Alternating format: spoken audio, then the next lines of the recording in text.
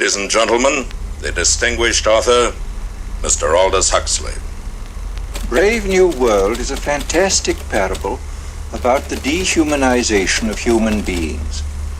In the negative utopia described in my story, man has been subordinated to his own inventions. Science, technology, social organization, these things have ceased to serve man. They have become his masters. Aldous Huxley's novel portrays a dystopian future under the dictatorship of a world state, where every aspect of human life is controlled, from laboratory creation to the grave. He described the story as fantasy, but later wrote, "The prophecies made in 1931 are coming true much sooner than I thought they would. The nightmare of total organization has emerged and is now awaiting us, just around the next corner." With the rise of brain-computer interfaces and biometric sensors and so forth, all the bodies, all the brains would be connected together to a network, and you won't be able to survive if you're disconnected from the net. All life on Earth is going to be radically changed. It's a fusion of the physical, the digital, and the biological world. It's changing who we are. These people have gotten to the point now where they are openly anti-human. Everything will be monitored. The environmental consequences of every human action. They cannot happen without digital ID. Once the digital ID is in place, it's game over for humanity.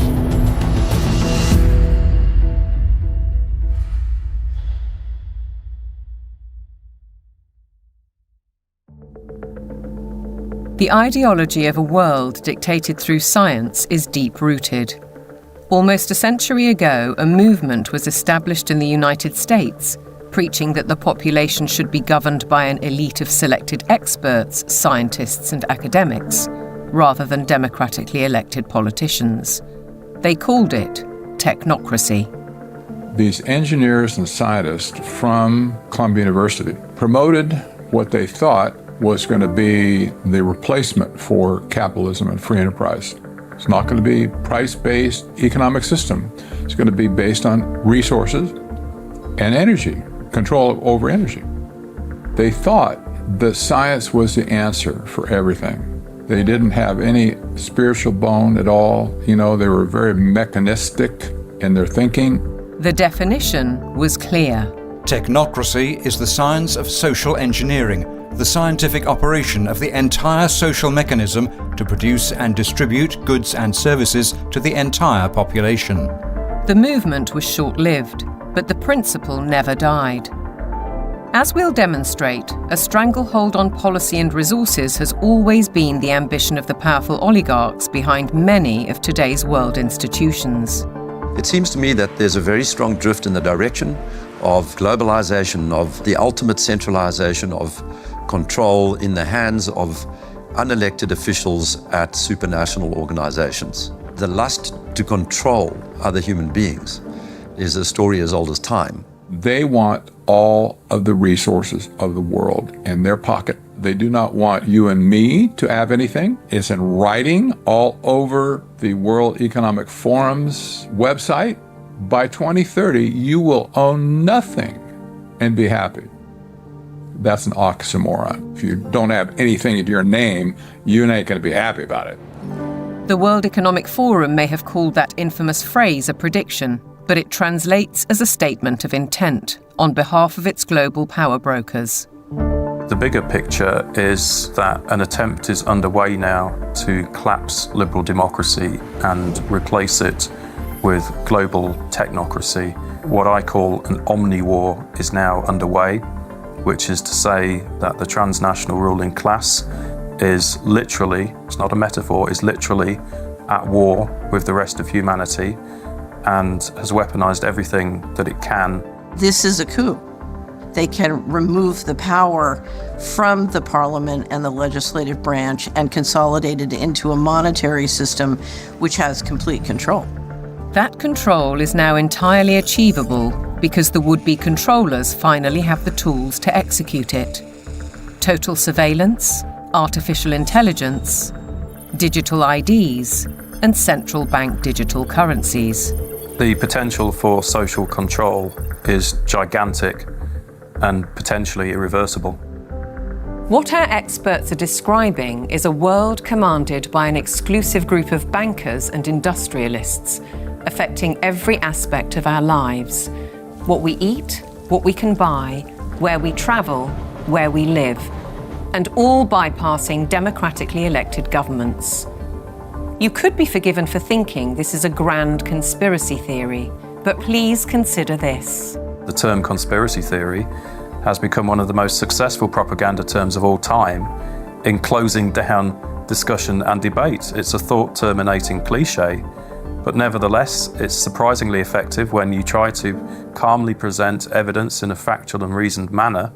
In this film, we will present evidence that the global takeover is not only possible, it's actually happening, and has been decades in the making.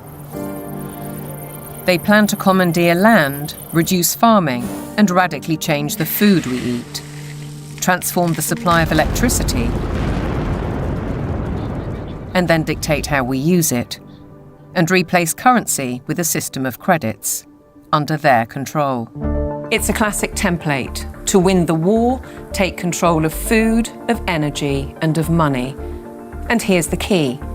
All three strategies are built on the premise of a climate crisis caused by carbon dioxide, a gas that is actually vital for life on the planet.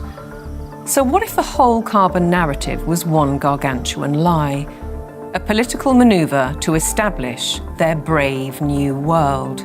A big lie is a lie which is told on such a scale that ordinary people simply would not imagine it to be possible. People with empathy can't fathom that a group of people would organize and engineer this kind of mass atrocity to get where they want to go. It should come as no surprise that financial kingpins are calling the shots. And it's certainly no conspiracy theory when banking executives spell out their intentions.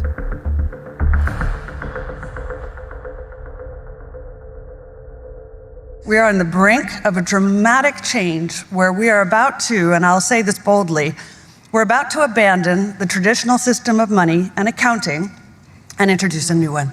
And the new accounting is what we call blockchain. It means digital.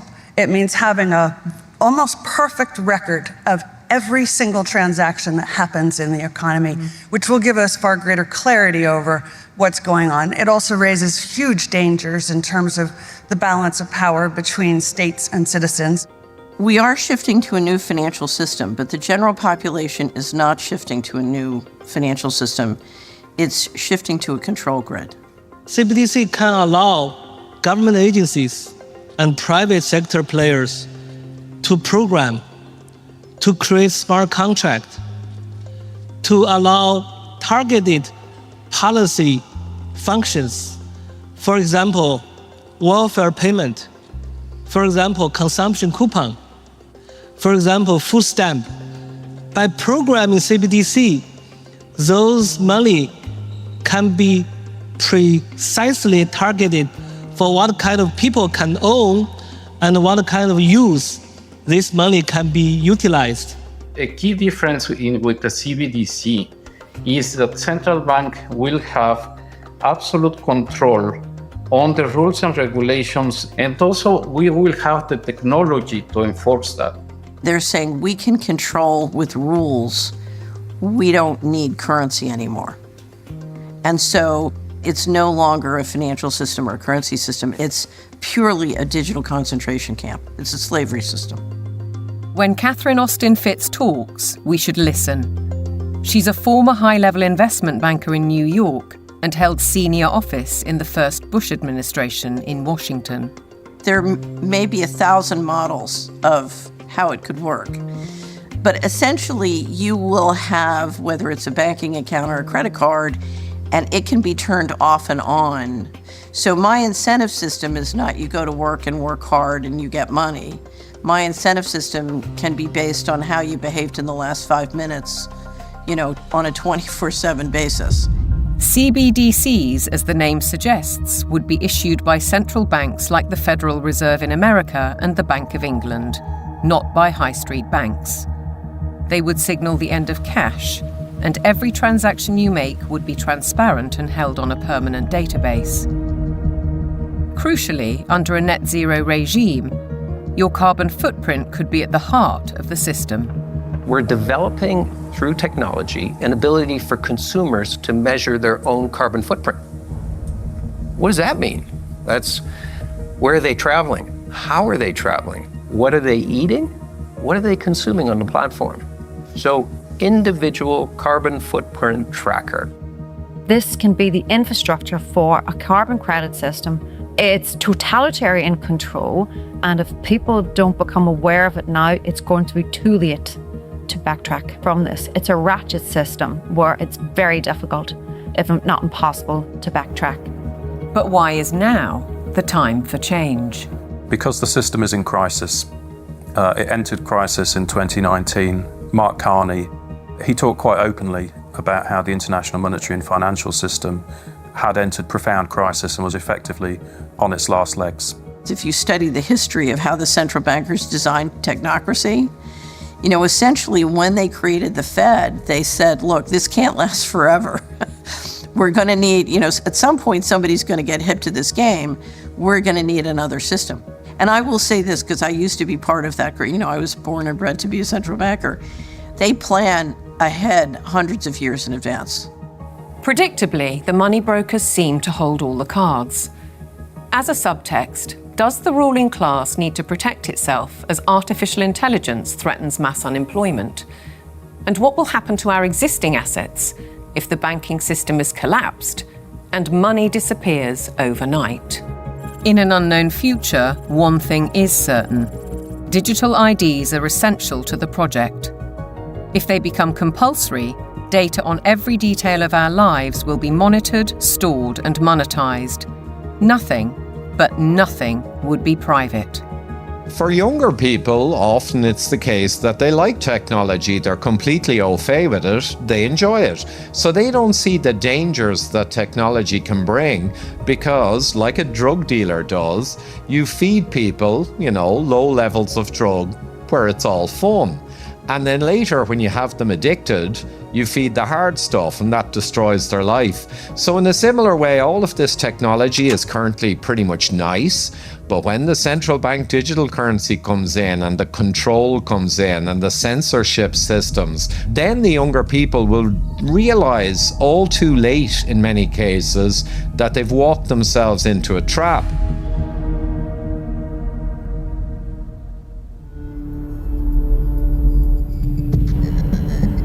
One man who knows the dangers only too well is Aman Jabi, who was at the forefront of digital development in Silicon Valley, California, for 25 years.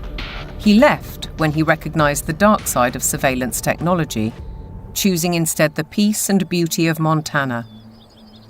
He's an expert in facial recognition. It's a technique that is used to uniquely identify the biometrics of any face.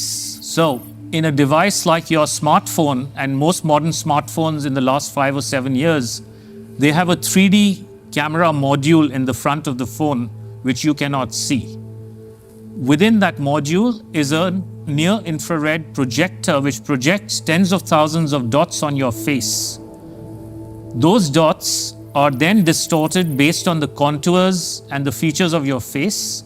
And there's a near-infrared camera then takes a picture of that distortion, captures it, and then reverse engineers the exact profile of your face. In the longer term, facial recognition will be used to unlock your digital identity, which is going to be a tool of control for the agendas that are coming down the pipeline. Elements of that control are already with us. Alexa, good morning. Good morning. You are never alone in your home, and this is why. All your devices at home and all smart appliances, they are all connected on a wireless network. Many of these devices will have cameras, many will have microphones, and so they are monitoring everything all the time. Your smart appliances are communicating with the smart meter and sending it real-time usage data. If there's a Ring camera also in your home, a mesh network is formed and all your devices are being tracked within the home, its location, its usage, and all the data is going to Amazon servers. When you leave your home, all modern vehicles are connected to the internet, so your automobile is being tracked all the time.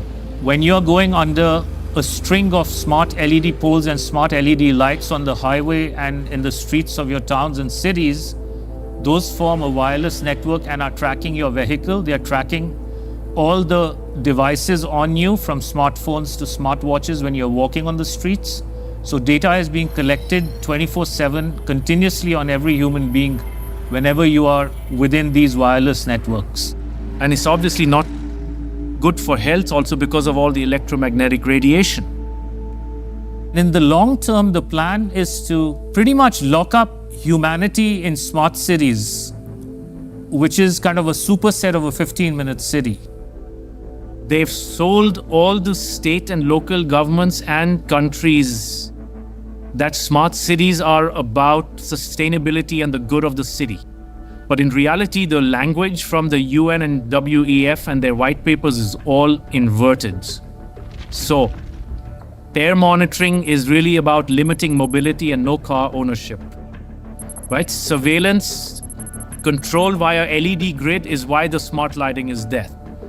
Water management is about water rationing, noise pollution is about speed surveillance, traffic monitoring is about limiting mobility, and then, of course, energy conservation is all about rationing heat, electricity, and gasoline. Another concept one should be familiar with is called geofencing, and think of it as an invisible fence around you, where you cannot go beyond a certain point. And that will be related to your face recognition, digital identity, and access control. Your smart contracts, SoftBrick can turn off your digital currency beyond a certain point from your house. Our world has been turned into a digital panopticon. That means you can be monitored, analyzed, managed, and monetized. Surveillance capitalists are already making billions of dollars selling our information to big corporations, because this kind of detailed knowledge enables them to predict and influence our behavior. Worse, our children are being exploited. There are a lot of board games and other games that are already in the market and have been for over 2 years that have cameras inside and underneath these LED screens that are observing and scoring and emotionally calibrating the faces of all the children. So are all the iPads that they use in schools. They're all manipulating children's behavior by what they display on the screens. And child data is big business. There's a concept called social impact investing, which people should read up on. If your kids are in schools, they are already being traded on Wall Street in real time. They can bet on groups of kids, whether they're going to be successful or not, whether they're going to become computer scientists or environmental engineers. So children have become essentially a commodity and have been for years with this system. And once it's fully in place, it is going to be used to fully control the behavior of children as well as how they behave with respect to, diversity, equity, inclusivity, etc. The Chinese have already gone one step further. Classrooms have robots that analyze students' health and engagement levels. Students wear uniforms with chips that track their locations. There are even surveillance cameras that monitor how often students check their phones or yawn during classes. These sensors pick up electrical signals sent by neurons in the brain. The neural data is then sent in real time to the teacher's computer. We've been drawn into this digital spy network in the name of convenience, connectivity, safety, and especially entertainment. The 3D world of cyberspace creates virtual lives that are often more exciting than reality. Why is this technology being developed? It's all for the culmination of this digital prison from which there will be no escape after all the switches are turned on. The critical switch would be the introduction of those digital IDs and central bank financial control, a world of zero trust. Zero trust is based on a simple principle. Never trust, always verify. Zero Trust is a protocol that is implemented by cybersecurity companies. And what it really means is we don't trust you, and you have to prove who you are all the time, 24/7. So think of it as going from a world of implicit allow to default deny. In tomorrow's world, once Zero Trust is implemented in, say, retail, everything will be behind plexiglass doors with a 3D camera, and it'll only be unlocked through your digital identity and facial recognition if you have the available carbon credits in your digital currency. If you've reached the limit of your allowance, it could be access denied. This would apply to fuel, to travel, to meat and dairy products, to clothes and other consumer goods. Because everything in life could be valued by its carbon footprint. Even access to the internet could be denied. So the new world of Zero Trust is really a world of locks. It's like an inverted prison. You are supposedly free to roam about, but everything you want to access is behind lock and key.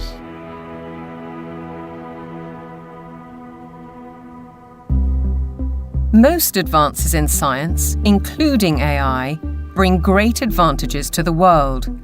They can enhance and improve human endeavour in almost every walk of life. But you don't have to be a scientist to see the flip side. They're constantly monitored by facial recognition cameras that are able to instantly put a face to a name. Now, the Chinese are also ranked, given a mark out of a possible 950 points. For now, the number is a sort of bank credit rating, keeping track of everyone's spending habits. It may seem scary, but it's just like that here. We're used to it, and anyway, we don't have a choice. If you think this couldn't happen in the West, ask yourself why so many cameras, smart poles, and 5G networks are being installed in your neighbourhood. In London, the police are using facial recognition surveillance. Sainsbury's is already experimenting with AI. Thank you for waiting. The cabinet will now be opened. In UK railway stations, surveillance is being tested to collect travellers' data. And in Oxford, these barriers were installed by the council under its so-called 15-minute city plan. They were removed following protests. But look at what's replacing them in these quiet residential streets. As the tech companies are proud to tell us, the possibilities are endless. We've developed the camera into a sensor. The camera does not only capture video, it can now start to count, measure, and detect. With deep learning capability, the camera is able to generate accurate and trustworthy data and send notifications in order to take action, all directly from the camera. And since our cameras have open technology, well, we can work with different analytic partners from all over the world and together do just about anything we want. Note that they can do just about anything they want. Digital technologies mainly have an analytical power. Now we go into a predictive power. But then the next step could be to go into a prescriptive mode, which means you do not even have to have elections anymore, because we know what the result will be. Ultimately, we're facing manipulation by the system. A world where instead of us using technology, technology is using us. But who's really pulling the strings? Banking and oil dynasties like Rothschild and Rockefeller inevitably get mentioned, as do the modern-day big tech masters, including the ubiquitous Bill Gates. David Hughes takes a wider view. It's those who own the means of production, who are capable of magicking money out of thin air, who control the media, and all of the other means of production, which have now been weaponized against the rest of the global population. Catherine Austin Fitz, the banking insider, adds a sinister thought. If you know their name, they're not at the top. Either way, it's a story of power, money, and manipulation by a small group of people who share common interests. and a belief that the world needs top-down control for maximum efficiency. As we'll see, it could result in the destruction of the farming industry in favour of laboratory foods, and a shortage of electricity because of the race to net zero. Net zero means the impoverishment of ordinary people. It means fundamental changes to their lifestyles, and the politicians are not being honest with the people about it. Surprisingly, the blueprint for transformation is woven into the United Nations Agenda 2030, ostensibly a vision for a better world. Excellencies, ladies and gentlemen, I say again that taken together, the 2030 Agenda for Sustainable Development and the Paris Climate Agreement provide humanity with a master plan for a sustainable way of life on this planet. New York City, late September 2024, the setting for the United Nations Summit of the Future, a gathering of member nations to reinforce and accelerate Agenda 2030 and its 17 Sustainable Development Goals, or SDGs. The plan has a broad spectrum and is full of worthy ambition. But behind those deliberately bright and colourful boxes lies a darker theme, a shifting of influence and potentially power towards unelected world bodies. The strategy goes back well into the last century, and pressure is growing, because the goals are far behind targets set at the grand relaunching in 2015. 17 inspiring Sustainable Development Goals, the SDGs. Our aim is clear, our mission is possible, and our destination is in our sights.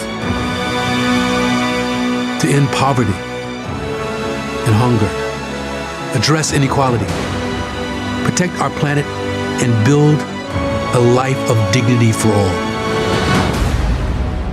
It appears to be a noble and ambitious programme for a perfect world. And who could argue with those aspirations? But critics insist the goals are not what they seem. Alex Newman is a journalist and broadcaster who's been investigating the issue for 15 years. He has his own way of interpreting the rhetoric. You have to learn to speak what I call UNEs. You have to know what the terms mean if you want to truly understand what is being discussed. When they talk about peacekeeping forces or the peacekeeping role of the United Nations, they're actually talking about the war-making capabilities of the United Nations. So you have this Orwellian doublespeak. When they talk about transparency, more often than not, they're talking about eliminating your privacy. Human rights is another very, very good example. They make very clear in this document that your rights can be restricted under the guise of public order or morality or whatever the case may be. And so they're saying, here's your rights, but by the way, they're not really rights. We can revoke them at any time. The UN is filled with contradictions like this. Like, for example, when they talk about gender equality, right? A normal person in the Western world thinks gender equality means a woman has a right to earn money, to own property, to have all the rights and privileges that a man would have. When you look at the individuals who lead this movement within the UN, you're talking about radical feminists. You're talking about people who are very interested in dissolving the nuclear family. As you dig into these goals, it's very clear we're dealing with something far more nefarious. Once you look past the marketing slogans, the kind of warm and fuzzy, we're going to end hunger, which again is just window dressing, you realize that this is actually a blank check for totalitarian global control. Author and campaigner, the late Rosa Koire, called out the plan more than a decade ago. It is the biggest public relations scam in the history of the world. But it's far more than that. It's a blueprint. It is the action plan to inventory and control all land, all water, all minerals, all plants, all animals, all construction, all information, all energy, all means of production, and all human beings in the world. What can be measured can be managed, and ultimately monetized. In fact, a study at Yale University has calculated that the natural assets of the world are worth $5 quadrillion. Is this the basis of the new world monetary system? And is it the deep underlying reason for the United Nations project to rewild 50% of the Earth by 2050. They talk a lot about biodiversity. They want you to think of like, oh, we're going to preserve the toucans and the parrots and the lizards. But when you actually dig into this, what they're talking about is creating, and they're working on it now, an international database with virtually all of the genetic material of all of the species on the planet. And then they want to start mixing and matching it. Bill Gates, ultimately, and his buddies want to end up in total control over all life on the planet. Is it a coincidence, then, that Bill Gates has become the largest private landowner in America while planning to build smart cities in which to corral the general population? What is indisputable is that the oligarchs of global business are embedded in United Nations policy. They don't care about the planet. They care about getting in. Finance goes to where it gets the greatest return. There's a move into the green finance. It's all about profit. It's not about the planet. This is not conjecture. Under the guise of climate change and net zero, vast fortunes are already being amassed. Take carbon exchange markets. Companies emitting excess carbon dioxide can buy credits from businesses that are carbon negative. But increasingly, many are paying a high price to offset their emissions against land schemes. Grasslands, forests, conservation projects, and so on. Some legitimate, others not so. Either way, the brokers and middlemen get rich, while having no impact on actual carbon emissions. We've also seen the emergence of natural asset companies, whose name says it all. They identify the asset and then issue shares in that asset out of thin air, essentially. And they can sell it to financial institutions, asset managers, sovereign wealth funds. And then they go public and have an IPO, and that funding is, they say, meant to preserve the natural asset. But elsewhere, they say that their main purpose, like so much else, is to generate profit for shareholders. It has nothing to do with preserving the environment. That is literally just the talking point they think will stick and sell. We're all in it together. We got to save the planet. So let's allow the bankers to create a new racket that makes the natural world collateral. So if everything in nature is to be traded on financial markets, setting a value on the land we walk on and the air we breathe, why do we, the public, have no say? There's no route that an ordinary person can take to make a representation to United Nations. So it's fundamentally undemocratic. What it has done is build relationships with billionaires. Right from the start, the rich and powerful have enjoyed undue influence in the UN's inner sanctum. In fact, the Rockefeller family part financed its headquarters in Manhattan. Hand you, Mr. Lee, my father's check. Thank you, Mr. Rockefeller. Between them, the Rockefeller family has funded hundreds of organizations and, as a consequence, spread their authority on civil society, institutions, banking, education, and global politics. The Rockefellers always believed in world governance. In the 1950s, their Special Studies Project report declared, "The UN stands, finally, as a symbol of the world order that will one day be built." In 1973, David Rockefeller co-founded a non-governmental organization which still carries international power today, the Trilateral Commission. Its stated objectives revived technocracy and in turn planted the seeds of the UN's Sustainable Development Agenda. They said at the time that they were going to create a new international economic order. It was all over the literature.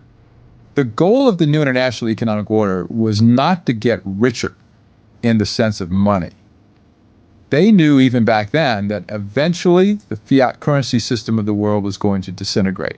So the goal became to actually capture the physical resources of the world. All wealth historically has come out of the ground.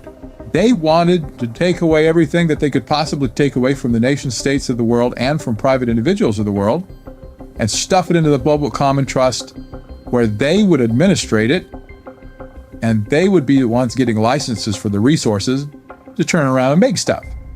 The financial kingpins have long seen themselves as masters of the universe, manipulating global affairs through institutions like the International Monetary Fund and the World Bank. Is Agenda 2030 the defining act for complete control? And how significant was the global response to COVID-19? As the world builds back from COVID-19, we have a once-in-a-lifetime opportunity to make investments that will strengthen the economy and improve public health, and fight climate change for generations to come. One might ask why the UN needs a multi-billionaire finance and media player as a special envoy, or why Mark Carney, the former governor of the Bank of England, who called for a new global monetary system, is the UN's special envoy for climate action and finance. And then there's Larry Fink, the boss of BlackRock, the world's largest asset management company. He's a board member of the World Economic Forum, and as we'll see, has driven the UN's goals through investment strategies for the past 20 years. All three are principles of the Glasgow Financial Alliance for Net Zero, a partnership with the UN. With the green economy worth trillions to corporations and investors alike, it's hard not to see a conflict of interests. Are the bankers raising money to achieve United Nations goals? Or are the goals a Trojan horse to change the world's financial control systems? Now consider the events at Jackson Hole, Wyoming in August 2019, only 3 months before the COVID outbreak. It's when Mark Carney delivered his call for change, and BlackRock proposed a new financial mechanism, going direct, which in principle allows central banks to channel capital direct to large corporations. So the central bankers got together in 2019, the G7 central bankers, and voted on the Going Direct Reset. And the Going Direct Reset, of which the COVID operation was part of it, has done a phenomenally excellent job of massively consolidating capital into central control. If you look at the COVID operation from a financial standpoint, it was absolutely clear that it was one way you balance the books. It worked. The major corporations like Amazon and others were allowed to continue business. Meanwhile, other businesses, particularly small and medium-sized entities, were deemed to be, quote, inessential. Many of them were put out of business. And so what we saw was a global wealth transfer of a reported $3.3 trillion from the working classes and the middle classes to this kind of super rich billionaire brigade. The people who ran the operation made an absolute fortune. It was economically, as a taking, it was a huge taking. And that included billions of pounds of taxpayers' money going to pharmaceutical firms for so-called vaccines.